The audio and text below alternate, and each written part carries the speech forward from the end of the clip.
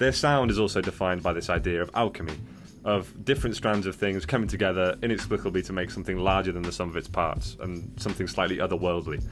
So as a way into discussing Heaven or Las Vegas, I thought we could try and break down the various constituent parts of the Cocteau Twins chemistry.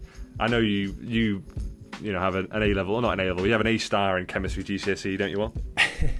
Yeah, that was a bit of a fluke, I'm not going to lie, but I think this should be a little bit easier than taking the GCSE exam. Let's hope so. Well, the first part of that chemical equation, as it were, is Robin Guthrie, who was the main driving force behind the band's production and the instrumentals side of things. Interestingly, his guitar playing is definitely an extension of the kind of post-punk aesthetic and scene that the band emerged from. Importantly, Guthrie did not want to copy Jimi Hendrix. He wasn't interested in playing really lyrical, bluesy guitar lines. He's basically admitted that he was pretty shit at guitar. What he wanted to do was make his guitar sound like something else. And before Cocteau Twins, he'd actually been training to be an electrician.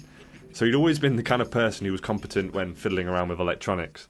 And I think there's definitely, you can hear that in the sound and the way that he experimented with various effects pedals and messed with the electronic elements of an electric guitar to make something, otherworldly and different. The other, and I think most vital kind of part of this chemical equation with Guthrie, is the drum programming. So he used a drum machine called the EMU Drumulator, but then he added on a sample pack of John Bonham from Led Zeppelin as an extension of this drum machine.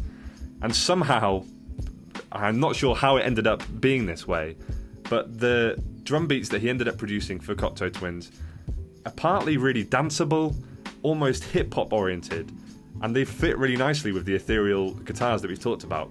Do you know what I mean by that, Al? Yeah. Because I think when I listen to their music, I think the echo on the drums is where the link to hip-hop kind of becomes most explicit. Because I think some of the production, particularly with the snares and like the kick drums, they're definitely very similar to like some of my favourite hip-hop producers from the 90s. Like if I listen to, I don't know, like a Gangstar track produced by DJ Premier, and then, the odd Cocteau Twins track, I can definitely see similarities. I'm not sure I 100% agree with you that it's super danceable. Like I think I'd probably get down to some of their music in the same way I'd get down to like an upbeat Cure track. I don't see this as being electronic music, despite Guthrie's, abilities with electronics, as you've been saying. I don't think that this is like rave music, if you like. It's definitely euphoric, and euphoria is a part of dance music, but not just dance music alone, if you know what I mean. Yeah, I know what you mean. Maybe it's best if I kind of redefine the danceable element. I think, obviously, this is not rave, but I do think it's picking up on some of the undercurrents that would lead into the emergence of the rave scene and the acid house scene in the UK. Like if you listen to a track like Soon on Loveless by My Bloody Valentine, that's doing similar things. Or even if you listen to Stone Roses' debut that was released, I think, the year before this, none of them are necessarily electronic music, but they're all picking up on a similar kind of undercurrent that was obviously there in the UK at the time. And it's funny that you mentioned Robert Smith, because there's a great interview in which he talks about the fact that he danced to Cocteau Twins music when he was getting ready for his wedding. So there you go. Really? I guess it all connects together that way. But what would you say is the other main chemical component in this alchemy? If you I mean, it's surely Lizzie, isn't it? I mean, yeah. I think the word you used to describe her earlier on was distinctive, and I think that pretty much hits the nails on the head. I think for the uninitiated, you might be left wondering what on earth is this person singing about on a lot of Cocteau Twin songs, because it can be nearly impossible sometimes to kind of work out what she's saying, and there is a reason for that. Some of her lyrics were formed from going through books and dictionaries in languages that she can't speak and doesn't understand, and basically forming lyrics from that. So before Heaven or Las Vegas, she had a preponderance for singing in Gaelic, as one example. And a radio DJ actually asked her the reason for this, like why do you do it? And she gave a really, really intriguing response.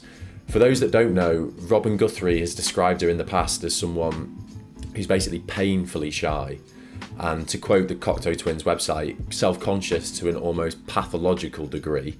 Yeah. And she's basically said that she found a freedom working with other languages that she couldn't find writing in English. And she said that, I felt like I was shark bait, I was inadequate, and it's a coping skill. So it's basically just all coming back to her shyness and her self-conscious character.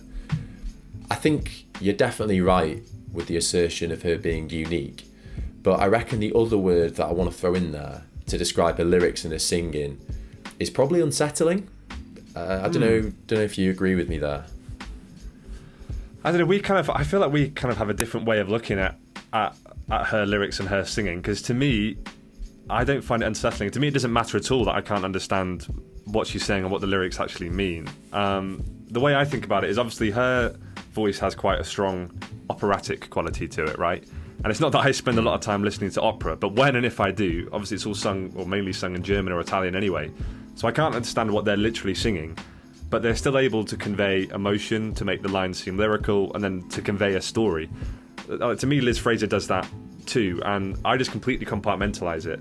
I think, all right, well, I'm never going to really understand what the lyrics are. That doesn't matter to me. They're trying to do something else. But I get the sense that you kind of find that a bit frustrating, though. No, because I agree with what you're saying. Like, if I'm listening to, like, as you say, German krautrock music, I'm not bothered because I can't speak German. But I think with Liz, because she does sing in English now and again, I used to kind of get a bit frustrated and annoyed when I can hear her speaking in a language that I'm familiar with, but I can't decipher the meaning. And I think it probably signifies that I should try and, like, number one, relax a little bit more. Number two, just enjoy the music for what it is rather than trying to work it out like a Rubik's Cube and work out what the song means. And I guess, to be honest, this probably isn't helped by the fact that we've gone from Joni Mitchell, who's about as revealing and transparent as possible, to then going to the Cocteau Twins, who were kind of shrouded in mystery and anything but.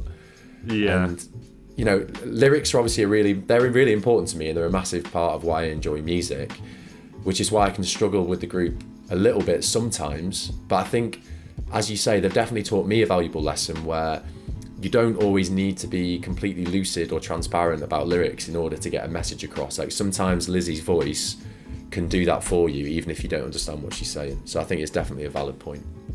Yeah, absolutely. I think the other thing as well is almost, artists can be too obsessed with conveying lyrical meaning sometimes.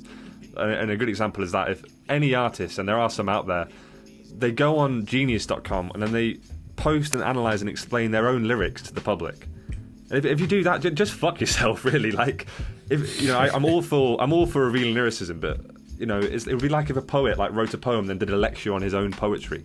It's just like, it's so self-obsessed. And I think for me, listening to Cocteau Twins, I sometimes find it quite refreshing because I'm just like, right, I don't even need to engage with the lyrical content in a literal sense. I can just let the meaning and the emotion that it provides kind of wash over me in that way.